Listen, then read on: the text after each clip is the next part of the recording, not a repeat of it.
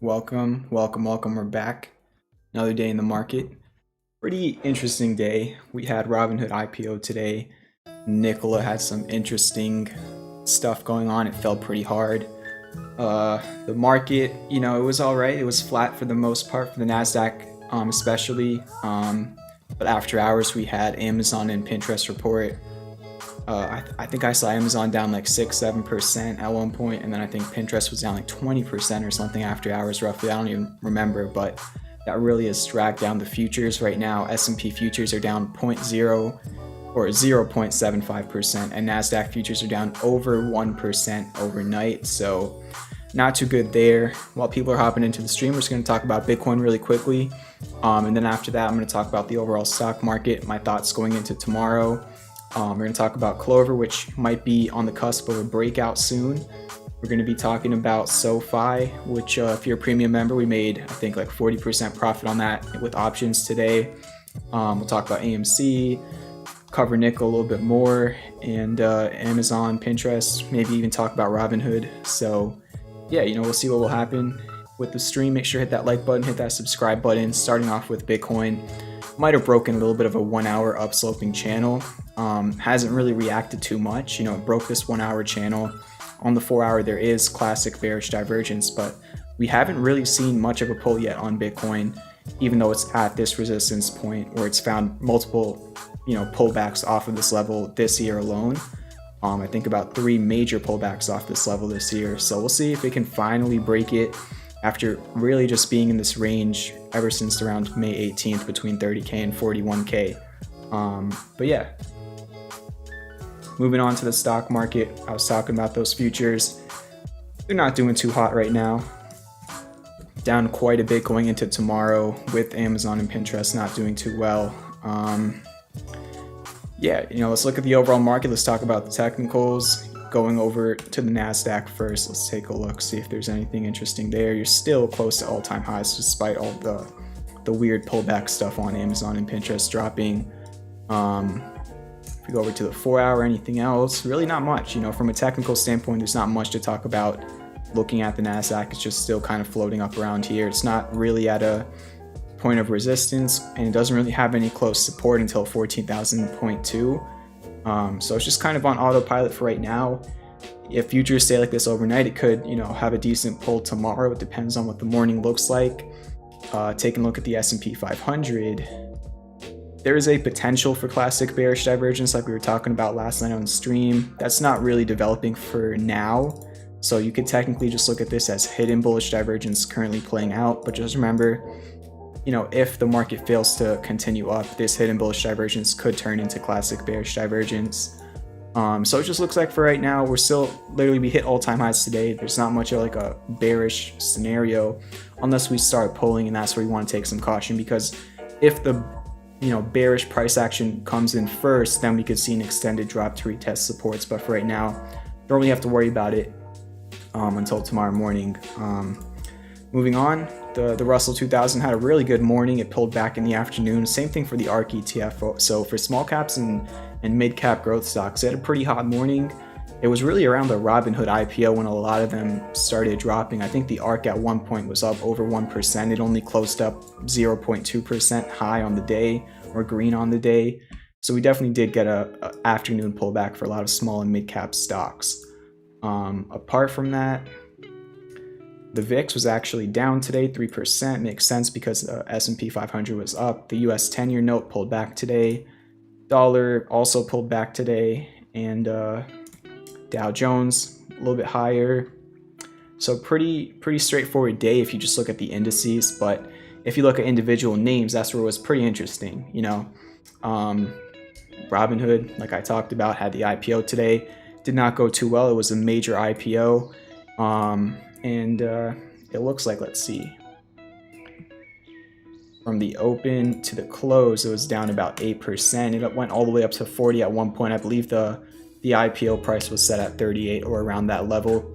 Apart from Robinhood, NKLA got crushed. Today it was down 15%. I don't know if it went back up after hours, but there was some news on Trevor Milton, I think, who was the ex-CEO. getting convicted for I don't even know what. I think there was like 3 different charges.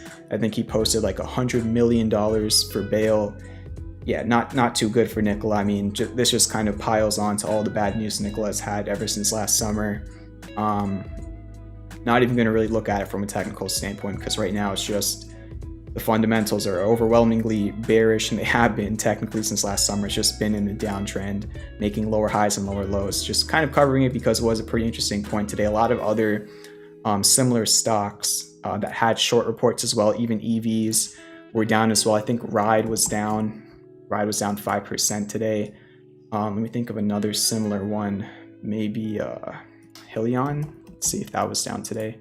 HYLN was down 3% today, so yeah, not too good for those types of names. We'll see what they do tomorrow. Apart from that, we had Amazon and Pinterest report after the close. I think Amazon beat on one and missed on one, I think. I can't remember. Let's see if I could find it just so I could talk about it really quickly. But regardless, it did sell off after hours. Let me scroll up here. So Amazon, let's see. So it looks like they might have beat on EPS, but they missed on revenue. And after hours, it was down.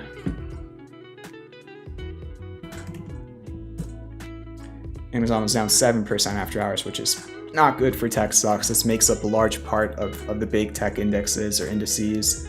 And then Pinterest as well. Shout out to Cheddar Freeze. I don't know if she's here, but shout out to Cheddar Freeze for dropping this in the Discord. Might have also beat as well, but had bad guidance and it was destroyed after hours. Pinterest, let's see.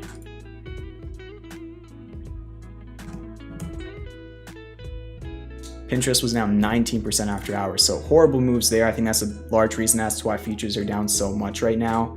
You know, we'll see what that does tomorrow, but just remember those are some big names, and they are the types of names that can affect the overall market like they did around the close or after the close. But yeah, now let's talk about Clover. It's in the title of the stream, it's in the thumbnail.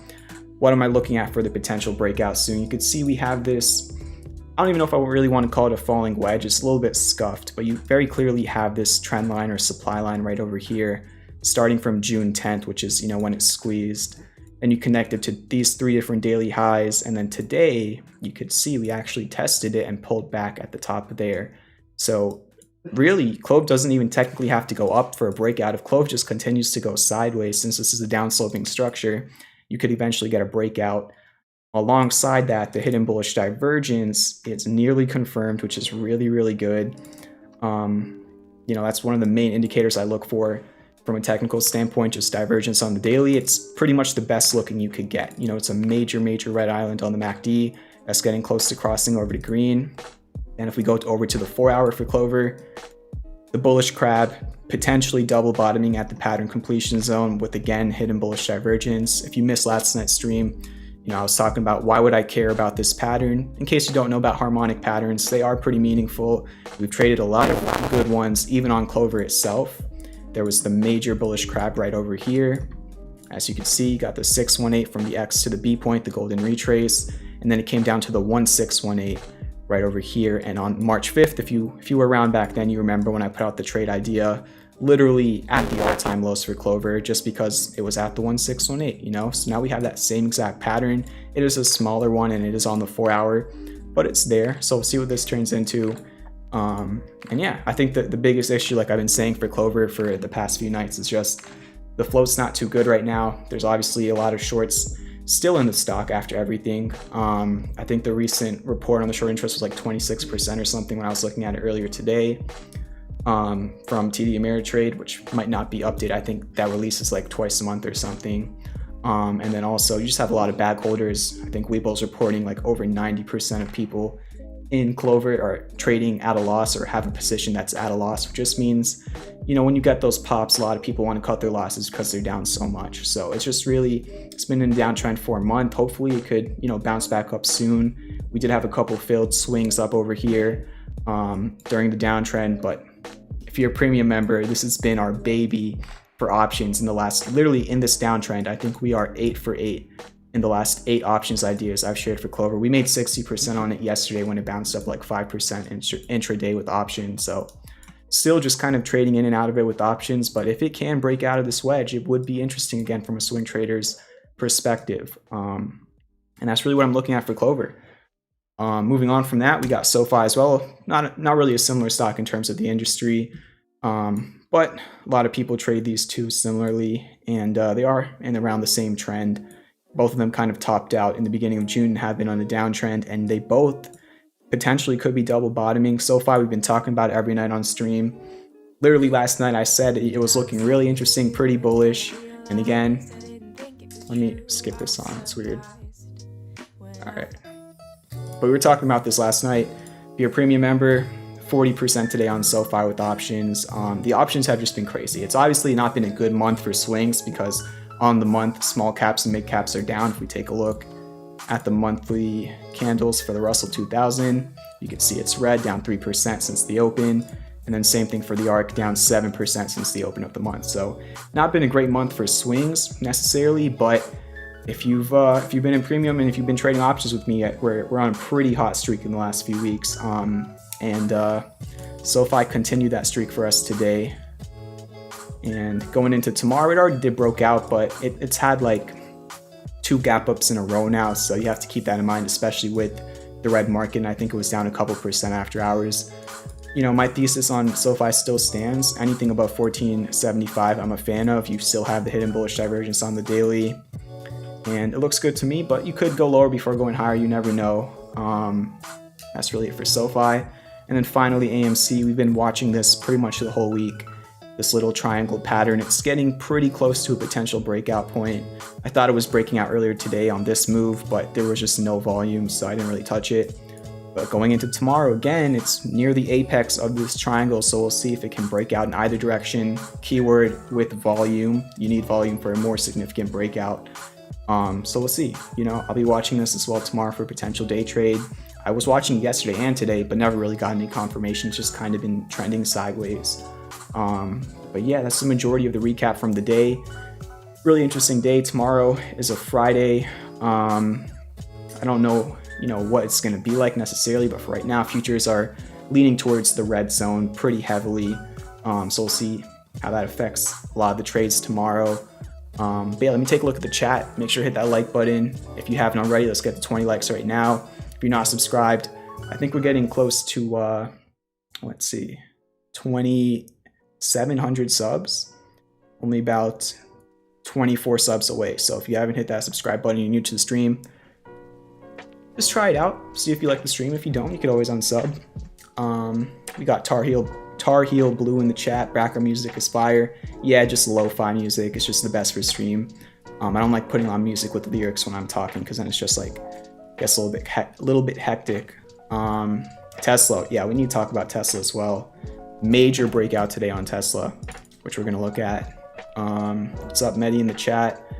Rips Runners T says, have you ever tried Elliott waves? I've talked about it a few times before on stream. I know what Elliott waves are. I'm just not a huge fan of them. Doesn't mean they don't work. It just means it's not really, something I like personally, which is completely fine. I just think they're a little bit too, I'm not going to say speculative, but they're wave patterns in which you have to kind of anticipate multiple moves away, if that makes sense. Something, and again, this is very, very rough. Don't take this super seriously, but like, let's say the price is right over here. With a lot of Elliott waves, it's like something like this, and it's like you never know if bad news can come out during those waves. It's just a little bit too much for me. I kind of stick to harmonic patterns when it comes to wave patterns, but to each their own. And Tesla today had a big breakout. I am looking at Tesla. Maybe if it pulls back a little bit and back tests this breakout, I might put out a swing on it. Thank you, Genetic Nate, for the subscription. But Tesla had a big breakout today. We were looking at this last night, this symmetrical triangle. Back tested the 200-day moving average and had a big impulse today. I think they announced like an AI day or something in August, if I'm not mistaken. But yeah, great day today. We've been looking at this for a while now as a potential Wyckoff accumulation range, and still looking pretty strong. Like I said yesterday on stream, I think anything or any close above the 200-day moving average on Tesla is bullish in my opinion. It's been pretty quiet ever since February when a lot of growth stocks kind of started falling, but it's really starting to look like there might be some sort of accumulation going on over here. We're obviously going to find out in the coming weeks, but definitely another one to keep an eye on, especially if it can just give us a back test for a better entry. But we'll see, you never know. But that was another interesting move today. But yeah, going into tomorrow, I'm pretty open-minded going into the morning. Obviously, futures are red. You never know if we could get a bounce back or not. I definitely am looking at, individual stocks mainly, but you just got to remember, especially on Fridays before the weekend when options are expiring, things can get a little bit interesting. So we'll see how all of that goes. But yeah, that's pretty much the majority of the recap from today. Now we could just kind of quickly just go over the ongoing swing trades, and then after I finish those, we'll do take requests for the rest of the stream. Has been a pretty slow week for the stream. There's always ups and downs, but appreciate everybody who is showing up. So yeah, just to really quickly recap the trades. For the crypto trades first, Dogecoin is up 10% since the entry. I would like to see this get above 21 cents. Atom is above, or it's 15% above the entry, 16%, sorry.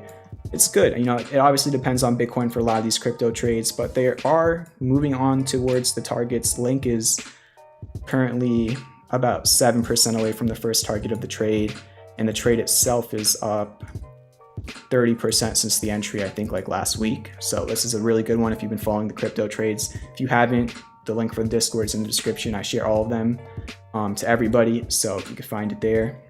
And then finally, the only crypto trade that's currently down is NU, which is down about 2% since the entry, but still looking pretty strong. Just depends on Bitcoin. And then to recap the stock trades, Fisker currently up 6% since the entry. Hidden bullish divergence is looking pretty interesting. Remember, earnings are on the 5th, I believe, according to TradingView. Just like Tesla, I think any close above the 200-day moving average is pretty bullish for Fisker. We'll see how it does. Moving on, Skills had a rough day today. I think Kathy Wood might have been selling some shares or whatever it is, but this trade is down 7% since the entry, so not doing too well. I really want to see this get back above 1423. If we go over on the daily, that was your resistance in October and November of last year. You were trying to hold it as support. It's under it for right now. I'd really like to see it reclaim that level. Another one, BlackBerry, broke out of this down sloping channel. Another take. So many takers have hidden bullish divergence on the daily right now, which is a pretty cool sign, So we'll see how all of them do. I don't know why that just happened. Let me go back here if I can. So yeah, still above the breakout, looks fine for right now. Still around the entry. Wish had a big pop today and then it sold off. This is another ongoing trade. Still looks fine. I just want to see Wish hold above $9.71. It went all the way up to $10.68 today. The trade was up, I think, like 9% at the highs, and then it pulled back alongside a lot of other mid caps in the afternoon. And then finally, QS. This one, very rough day. It was down 6%. It just kind of rejected the resistance zone, unfortunately. So I was looking at a little bit of another zone on the 1 hour. It kind of just came back down to this little area. If I just throw a box right there, you were consolidating here around the 23rd to the 26th, and now you've come back down to the area. So I would like to see it hold this. And yeah, that's pretty much the recap for everything today. And yeah, one more day left in the week. Tomorrow is what, the final trading day of July, right? There's 31 days in July, if I'm not mistaken. Yeah. So final trading day of the month tomorrow. Could be some portfolio management by big money. You never know. We'll see how all that goes. But yeah, that's pretty much a recap. Thank you for the 25 likes. Let's run it up to 30 likes now. I know last night was crazy. We had really this whole entire week, the viewership's been pretty low for whatever reason, but last night we had like only 20 people in the stream and we got up to like 55 likes or something, which I don't even know how that worked out, but appreciate everybody who is supporting and everything. Tar Heel in the chat saying Champion Vibe is legit. Can't wait to collab with him soon. Everybody who's watching the stream, keep an eye out for that. We'll drop an announcement probably in a week or so. But yeah, something's cooking up for the beginning of August. And yeah, you just kind of chill out for the rest of the stream. I'll look at takers for everybody in the chat, and we'll probably take it from there. So if you want me to take a look at a chart for you, drop it in the chat. Don't request anything that was up over 30% today. I'm personally not a chaser, so that's just not how I trade. Also, don't request anything that IPO'd within the last month. I need data on a chart to analyze it, surprisingly. And yeah, we'll just get to it. So I'm going to be starting off with LAZR. from the chat. Got CLF.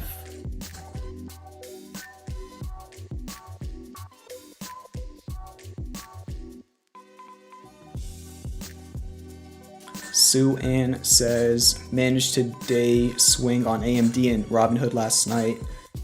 AMD, is that the one that just broke out of 100 if I'm not mistaken? Yeah, AMD's been a monster lately. I mean, crazy move on earnings. It kind of does look pretty similar to Apple once it broke out of, I think it was what, like 138? If we take a look at Apple. Yeah, like this 137 area. Once it broke that resistance, it got even crazier. AMD kind of looks similar to that. It was just in this range ever since last July, and today was the first time he broke out of it with hidden bullish divergence on the daily.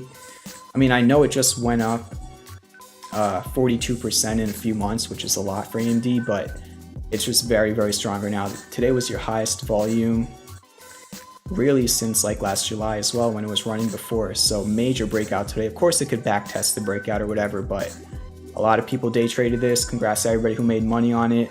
Yeah, big volume, big move. It's being very strong right now. See what else we got in the chat. Nothing for right now. JJ feeling the music, glad to hear that. So LAZR up first. This could be a bullish shark. Actually, no, it made a lower high, so never mind. Yeah, I don't know if this would be maybe an alternate bat harmonic. No, but it came down here. So if anything, this could only be like a crab. And the PCZ would be like way lower. So I wouldn't even look at it as a harmonic for right now. Honestly, not super clear currently. I guess it's like pretty much all the other growth stocks where they're just breaking out of trend lines with kind of double bottoms on the daily. We were talking about this last night. So many charts look just like this, right? You have your trend lines, they broke out of them towards the beginning of the week, and also kind of like double bottoms. So a lot of things are looking just like that. A lot of stocks.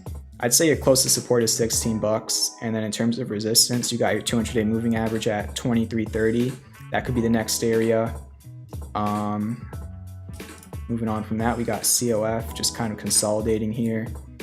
If it can break this zone, then I'd probably just use Fibonacci to target. Your 1272 would be at 173, and your 1618 would be at 181 bucks. In terms of support, probably just like 152 from this low over here and a couple other candle lows. That's really it. It's just kind of consolidating for right now. FUBO, LOTZ, PTRA, take a look at those. One more like to hit 30 likes. FUBO, I was watching FUBO today for a potential day trade. It broke above the 200-day moving average, but no volume. You know, a lot of tickers in the morning, I was watching even AMC like I was talking about earlier, a lot of tickers had really good mornings, but it was just they were just rising on low volume, which was why I just kind of sat on my hands this morning watching everything, you know, move up. I think today was the first day this week that I didn't really day trade. I just never really saw any confirmation, especially in terms of volume. So FUBO, it tried to get over the 200-day moving average, but it was a bit of a fake out. It's at a make or break area right now, this 27 area. It's been support and resistance in the past, mainly support, but now it's kind of resistance. If it breaks above it, you have hidden bullish divergence on the daily. You know, I think there is room up to 31, but you have to clear this level first. Franco, thank you for the 5 Canadian dollars. Franco says, cheers, good sir. Been here since the beginning. Respect, man. Appreciate it very much. Let's get some vibes in the chat for Franco. First tip in a while. So appreciate that. Drop some vibes in the chat for Franco. Thank you very much. But yeah, that's pretty much it for FUBO. I just want to see it really break over today's highs, and then it has room to 31 again. And in terms of support, your closest support is probably like 24.50, just from your lows back in really this month. Moving on from that, we got LOTZ as well. Let me delete this. So LOTZ, I don't know. This is not really like a textbook harmonic. So let me delete that. A little bit of a weird chart right here. Let me just clear it up.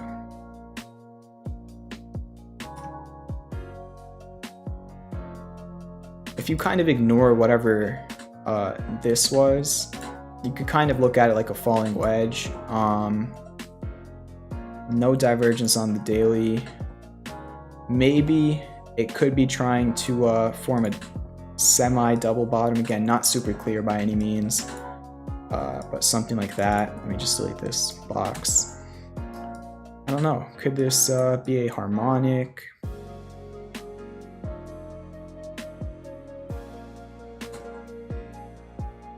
I don't even know if a deep crab could go down to a 3618. What's up, Scrooge, in the chat? Let's see. 1.6, and I don't think it's supposed to, if I'm not mistaken. But from B to D, I think it can. So it actually is pretty close to a deep crab harmonic pattern. And then maybe this could be like the potential confirmational, but at the same time, it could be argued that this already played out, right? It hit the PCZ right over here at the end of May, and then it went all the way up 90%. So that could have already played out, you know? Could it play out again? We'll see. I just think you just got to hold your previous all-time lows at 4. I mean, this stock really got crushed. But yeah, that's LOTZ. And then in terms of resistance, I mean, there's not much resistance until 650 from this low, and this low, and this high. So we'll see what that turns into. I don't know if I'm lagging right now. On my side, it's saying I am, so hopefully I'm not. Thank you for the 31 likes. I still don't know how we're doing this because usually we average like 45, 50 viewers, and this week we've only been averaging like 25. But we've been getting like the same amount of likes. So everybody who's showing up to the streams is really supporting. Definitely makes it a lot better on my end to receive that support, especially, you know, with lower viewers and stuff during the week. But thank you, appreciate that. Just gives me more motivation. PTRA could also be a bullish crab forming, but the PCZ would be down at $8.90 around that area. You have a 971 support as your only support left. It was your previous all-time low. And then your closest resistance will be 1365. You know, this is something that I'm not too sure about. There's not a lot of data on this chart, especially within this price range. So there's not too much apart from that I can do. I don't really see too much of a pattern or a support resistance to really be judging, you know, risk management around. But yeah, that was PTRA.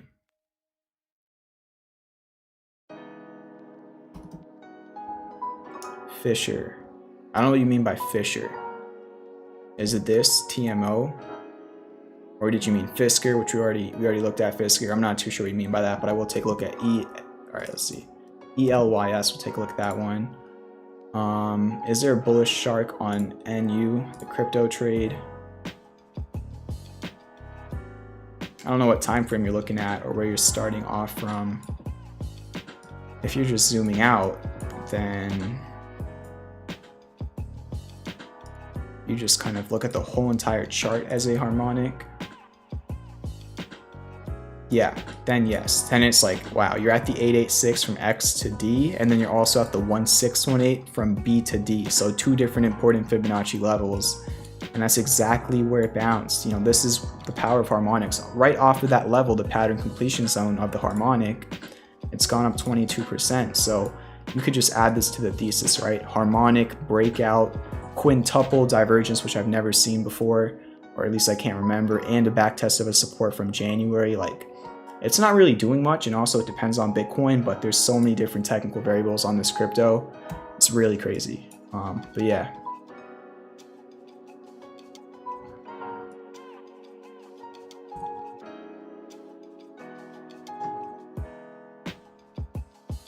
A lot of vibes in the chat for Franco, appreciate it.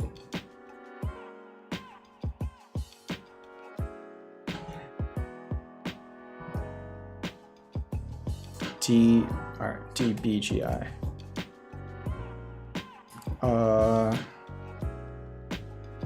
Medi says, what do you look at in terms of volume in the morning as long as it's not dried up?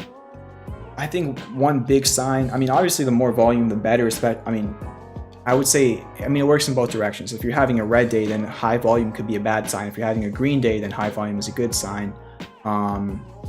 Mainly just in the terms of like a bull scenario. I like to see typically like on a day that I'm going to trade something or day trade something in the morning, I like to see like at least like within like the first hour of the day, it should have like a quarter to a third of all of the previous day's volume. That's like a good sign to me. But also the easiest way to do it is just kind of, you know, look at the 1 hour chart itself. So like if we take a look at NKLA today, for an example, look at this. So a gap down today, and you can see on the 1 hour chart by itself, on this gap down, you had this large volume bar. And on the 1 hour, this volume bar was the highest 1 hour volume since July 7th.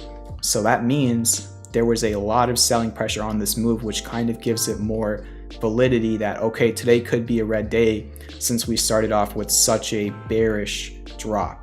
You know, if it just gapped down on low volume, maybe it would have actually bounced up and filled the gap. But this was a very meaningful gap because the volume kind of confirmed that. It's that a lot of people felt that they wanted to sell it right away. That's probably why it was down in pre-market, I assume, with the news, of course. Yeah, that's kind of how I look at volume in terms of like right in the morning. Obviously, it's easier to look at it in the afternoon because you've already had most of the day's trading volume.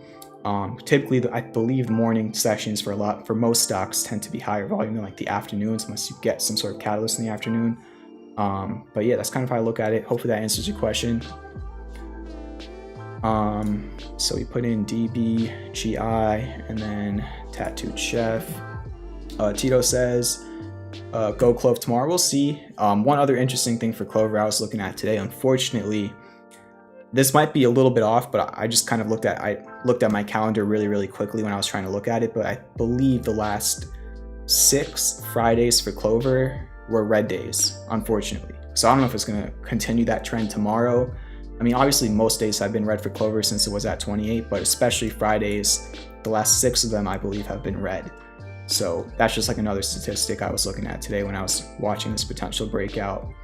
So we'll see. Hopefully you can break that trend on some Friday. But also depends on the overall market, depends if there's any news or whatever it is. But you know, it might just be because of the options expirations as well. I believe the max paying right now for Clover is $8, so market makers want it there regardless, or at least around there, which it kind of already is. But yeah, let's just keep going on with the taker requests. ELYS, let me clear this chart up. It's not deep enough for a harmonic pattern.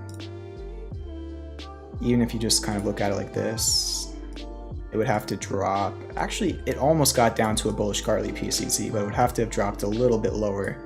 So I would not really look at it like that. Let's see what else we could find here. I mean, it's at a make or break area. You could see this 447 level. Let me fix that. This 447 level was resistance pretty much from 2019 until it broke it in 2020, as you can see over here. And then it actually flipped into support in January and March of this year. And now it's becoming a resistance again. So it actually broke above today, but closed right at it. I don't know if this did anything after hours. Did have pretty high volume today compared to the recent volume this month. So let's see, after hours, it was up a little bit, I think 0.5% or so. I would just like to see it hold above this level. You know, it even bounced off the 200-day moving average. It could be trying to break out again. And if it does, it's just zooming out here. I mean, I think your next resistance will be around $5.10 from this low over here. And then from kind of a few of these candle highs within over here. But yeah, that's ELYS. Next up is LEV. If we actually go over to the 1 hour, this kind of looks like maybe a little bit of a ascending triangle. I just kind of spotted it on the daily, but look at that. So going into tomorrow, LEV, if it can just break above 1570, then you got a 1 hour breakout to start off the day. Hopefully there would be volume with it.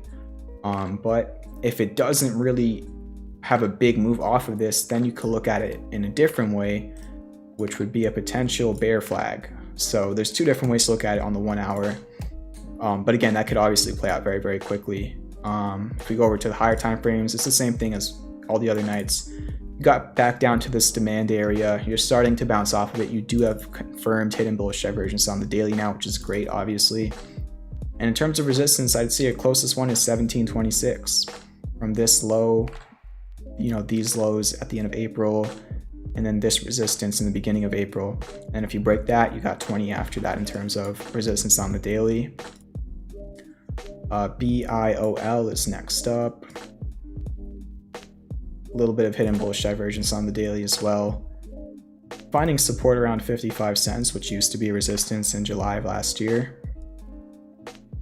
Maybe just look at this like a descending triangle. You have like 4 touches. You need 5 for it to be a textbook one, but you are making lower highs. Now you have a floor at around 55 cents. So this is technically a slightly bearish pattern, a descending triangle, but it could still break out in either direction. If it breaks out to the upside, that's a bullish breakout. So it's like, you know, the way to look at the bearish patterns, technically, it's like they could break out to either direction, but there is a slightly higher probability that it breaks to the downside. However, where your bullish probability would come in is not only your hidden bullish divergence on the daily MACD and RSI, but also this short-term potential double bottom. So it's a little bit neutral over here at this support, but this, you could easily manage your risk around this, if that makes sense, right? If you entered up here, you could just throw a stop loss, not financial advice. You could just throw a stop loss under your lows from May 13th, and then, I don't know, maybe you target this resistance over here, like right there, and you get a 2 reward to risk, not the best. If you target the 200-day moving average, then you get a 3 reward to risk. So depends on how you look at it.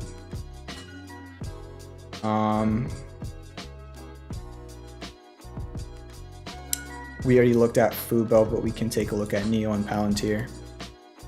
FUBO will be in the timestamps after the stream is over.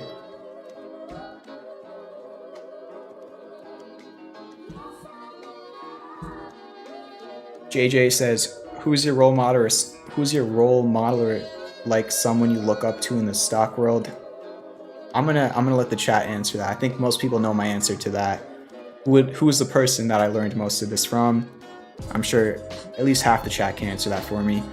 Let's see, pop quiz. It's also in the description. Tito says, I'm also watching MMAT, got stopped out on the alert, but got back in at 315. We'll see what happens. We're going to take a look at the chart in a little bit after we get through a few more tickers. And then JJ says, the main man, Cheddar Freeze, how do you do, good sir? Top of the evening to you. Unfortunately, JJ, Cheddar Freeze is a woman, so you could have phrased that. The main woman, Cheddar Freeze, how do you do, good ma'am? Top of the evening to you. You didn't know that, so I'm sure it's all good. But yeah, so Joseph dropped it in the chat. Mitch Ray, he's another YouTuber. I watched his streams for like 2 years, and that's how I learned probably more of like, how do I put this? More than half of the things I know I probably learned just through watching his streams. So yeah, Mitch Ray. We did talk about Amazon a little bit earlier. I don't even know if we looked at the chart. I just talked about Amazon and Pinterest, you know, falling down a lot after hours in the beginning of the stream. But yeah, we can look at the chart, which I didn't earlier. I just kind of brought it up. Let me just bring that down. But first off, BBIG, it's looking really interesting. Falling wedge, you're near the supply line, hidden bullish divergence on the daily.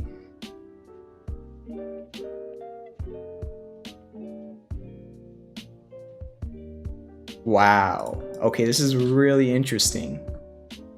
So you have a bullish Gartley, like literally textbook bullish Gartley, 618 pretty much from X to B, 786 pretty much from X to D, and then also a 1618 from B to D, and then even a 618 from A to C. Like that's like all the Fibonacci sequences there is amazing. So really nice looking bullish Gartley with hidden bullish divergence on the daily with the falling wedge. Wow.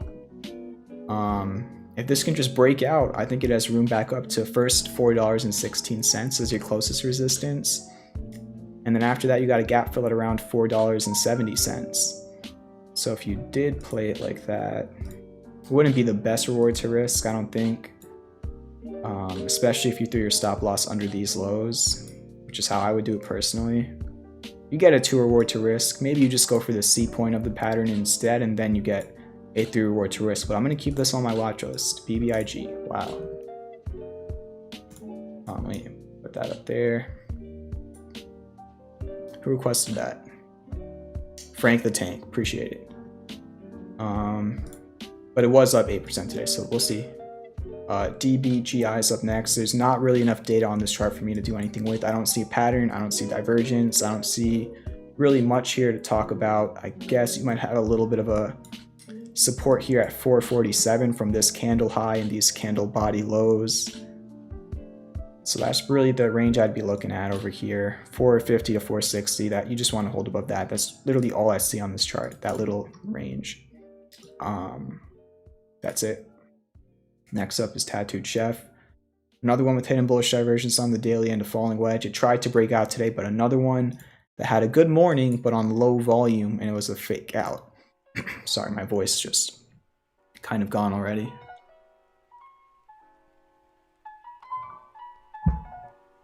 Subtle reminder to join the free trading movement Discord, FTM, there we go.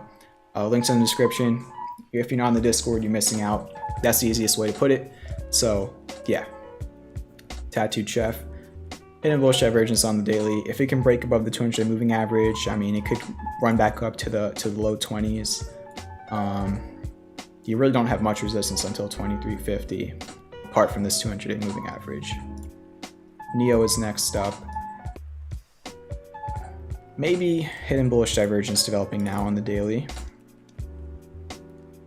It's in a falling wedge. It's trying to actually, this is pretty surprising. After the horrible day on, what was this, Tuesday? It's actually already trying to reclaim this important level, this 43 area, which was your high at the end of April and then support in the beginning of July. If it can just break above this, I mean, you still have the 200-day moving average, but you do have a gap fill to 45.50. And then after that, resistance at 47.39. Palantir has confirmed hidden bullish divergence on the daily MACD now. I've been talking about this chart for multiple nights now. Potential inverse head and shoulders. This one's on my watch list. It's looking really interesting. As long as it holds above 21, I'm bullish on it from a technical standpoint. Not financial advice, but it is looking really interesting. Next up is MMAT. This was a failed trade earlier in the month. Hidden bullish divergence is nearly confirmed now. It's still above 342. You just want to hold above 342 and then eventually close above, or close multiple days above, the 200-day moving average. It tried to do that earlier this month, but it was just really a fake out and then it came back down. But now maybe you could look at it as a little bit of a double bottom, a higher low double bottom.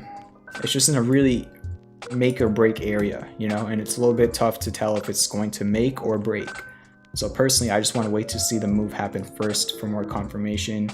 Because even if it does go up a little bit higher, it still has a lot of room to the upside. Even if you got in, you know, 5–10% higher, there's still a ton of room to the upside considering how much it just fell over the past 2 months, or really just 1 month.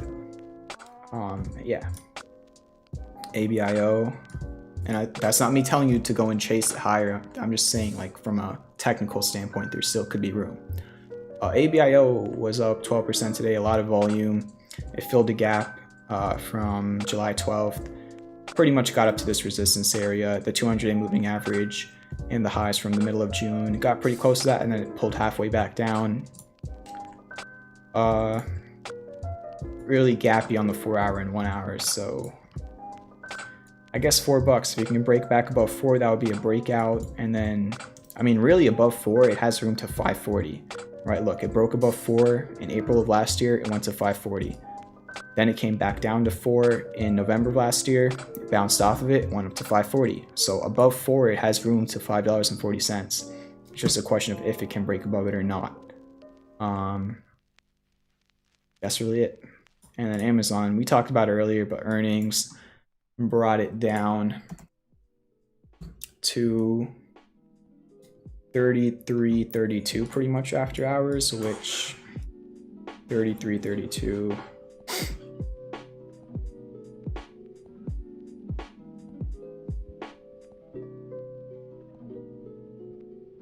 this always happens. I always have to sneeze on stream and then I just can't. My body just won't let me sneeze when I'm streaming for whatever reason. So yeah, I came all the way back down here after hours, I believe, which let me just clear this up. Why is this not working? Come on. It's about a 7% drop after hours. I mean, it just had a major breakout. It was consolidating from last September until it broke out of this range in July. and then, you know, your fundamentals overweight your technicals, bad reaction to earnings, and now you're back in the range. So going into tomorrow, I would say your support is going to be 3,300 as a psychological area, but it was also your resistance at the end of May, right before you broke out. And if you were in the stream back over here, literally over here, at the end of May, I was talking about Amazon and how it was really breaking out of this little area. You can go back to my streams back then, and since it broke out of this little range, obviously in the larger range, it went up 13%, which is a good move for Amazon, and now obviously it's come back down. So you just want to hold above 3,300. You even have your 200-day moving average around there tomorrow. We'll see if it can bounce back. And yeah, AS says, what would be a good price to scale in Amazon? I mean, this 3,300 area is really interesting to me. Obviously depends on the pre-market tomorrow, but if you just see this area, right? It was your previous resistance at the end of May. Not really anything else, but also your 200-day moving average is there. And what if we look at it like this as well? That would be the 786. So it wouldn't really be a bullish bat down there. But you would be at a 786 retrace. And then maybe if you just took this low instead, then it would be an 886 retrace. Yep. So you'd even have kind of like a bullish bat PCZ almost at that area. The only thing is it's not really going to be a completed harmonic tomorrow if it's around this area, which it already kind of is. You're just pretty much, you're not going to have any candles like over here, over here. It's just going to be from up here, you're just going to come right down to over here.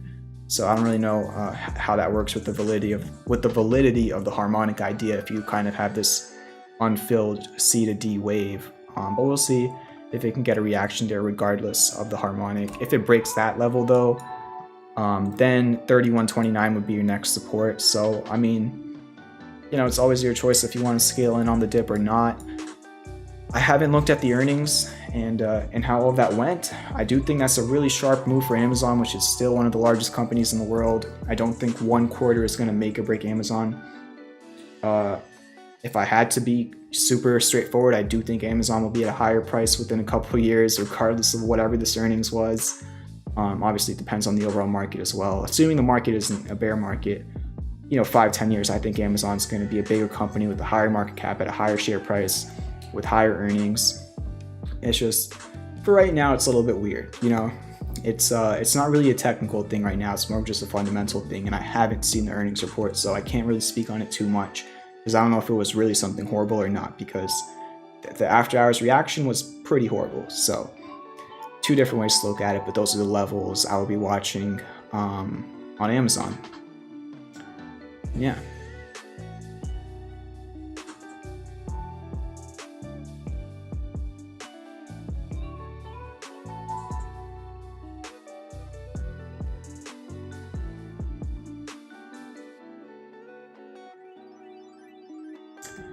Scrooge says, MPLN asked about this one a week back, bounced off the trend line, entered 715, setting broadening wedge. We'll take a look at it.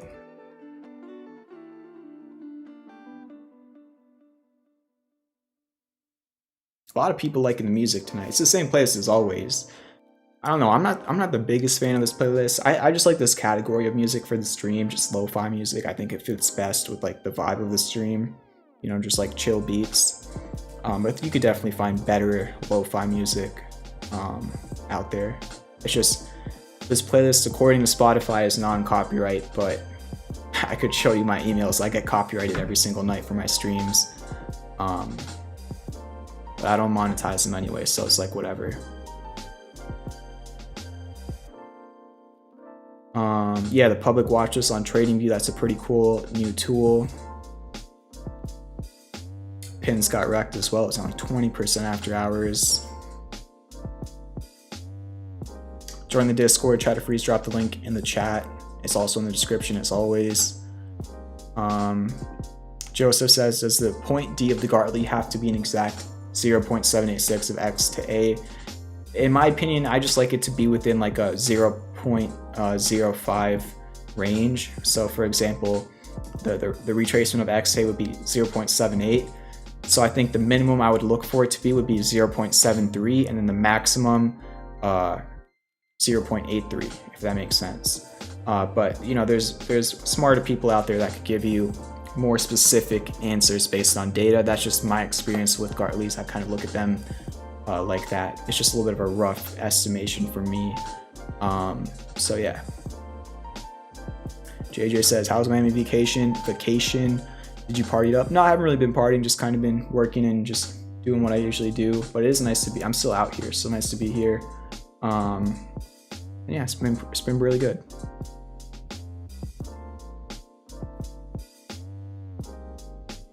Rips Runners T says, I started playing your kind of music during trading hours to keep my emotions chill. Love it. Glad to hear that. I don't know, I literally never listen to this music, and everybody likes it in the stream, which is good. It fits in with the stream well, but I never listen to this music like off stream. I listen to a lot of just like hip hop and like alternative music personally. Sometimes after the streams I play, you know, just songs from my actual playlist. I'm sure some of you have stuck around for the ends of the streams. I don't really do it anymore because I kind of just, you know, get out of here for like the last couple of weeks. But back when I was not in Miami, I would stick around for like 10 minutes and just play like my favorite songs. I think Cheddar Freeze remembers. We had some good ones. What was that one song? Oh, I forgot it. There was one really good song, I forget the name, that Cheddar Freeze also liked. We'll take a look at VDRM. Yeah, when I get back up north, I'll start playing music after the stream again, like actual music. VDRM, okay. VPLM. Chat Freeze confirms that I had good music at the end. All right, so Neutron Flux Lab says, when are you coming to Alabama for a cookout, hangout, shootout, geek out, meetup? The Southeast squad needs to kick it. I have no plans to go to Alabama anytime soon, but you never know. If I do go there one day, I'll let you know. All right, so MPLN first for, I believe Scrooge asked about this one. Yeah. Still in the ascending broadening wedge. It broke above the 200-day moving average, which is very, very good. It's been on a really good run since that demand line. Wow. And now you've hit in bullish divergence on the daily. I don't see much resistance on this up until 872. That's the next resistance I see from this high over here, this high over here, and then the candle lows from June 9th and June 10th. So I think it has room up to there. And then in terms of support, you probably just want to hold above the 200-day moving average at around 767. But do keep in mind earnings are August 5th according to TradingView. NVAX is next up. Earnings are August 5th as well according to TradingView. 172 is the huge level on this. It was support in January and March and June and this month. Literally 2 days ago on Tuesday, or yeah, 2 days ago. Yeah, Tuesday was your low. You just really want to hold 172, and then even if you break that, you just want to hold the 200-day moving average right under that at 167. If you break both of those, then I think it's going to probably come back down to 136 from this resistance last December. If it bounces off this level, your resistance is $230. I don't really see much of a pattern. I just kind of look at this as a range for right now. And maybe a little bit of classic bullish divergence on the 4-hour MACD as well as kind of on the RSI. Pretty much got the same low on the RSI with the lower low on price. VDRM. Hidden bullish divergence developed, nearly confirmed on the daily.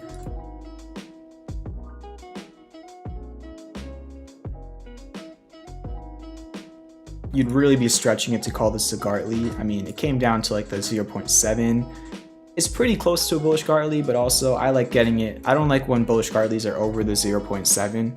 I kind of, 0.68 is like the max I do for the B point on a Gartley. I don't know, it depends on how you look at it. Regardless of that, hidden bullish divergence is nearly confirmed. You have a support at 0.22 cents, which you just want to hold. And then you probably just have like a supply line as resistance. So it's at the apex, it should be breaking outside the direction soon according to the horizontal support and the down sloping trend line. We'll see which way it does break. breaks to the upside, I mean, it's really, really volatile, but I think your next resistance would be about 3 cents, psychological area, I guess. And yeah, that's VDRM, and then VPLM. Another one that kind of has an XABCD. This one actually might be a Gartley. This one's a lot closer to a bullish Gartley and already bounced at that level. You probably could call this classic bullish divergence as well on the daily. So I think anything above 0.125 looks decent on this from a technical standpoint. That even used to be an important area last November. But just remember, OTCs are not the easiest things to use technicals on. If this really does react over here, 0.24 would be your next major resistance on the daily. But remember, I'm not too sure about how technicals do with over-the-counters. And obviously, I don't know anything about them fundamentally.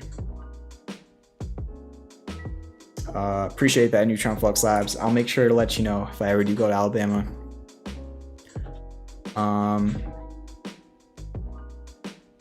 And yeah, that'll probably be it for the night. Pretty much normal amount of stream time. Thank you for the 35 likes. If you're not in the Discord, you're missing out. Links in the description. I'll see you there. Have a great weekend. I'll be live again on Monday night. And yeah, if you want to talk to me, join the Discord and ping me, and I'll probably answer as soon as I can. So have a good trading day tomorrow. Have a great weekend. Thank you for watching the stream, and peace out.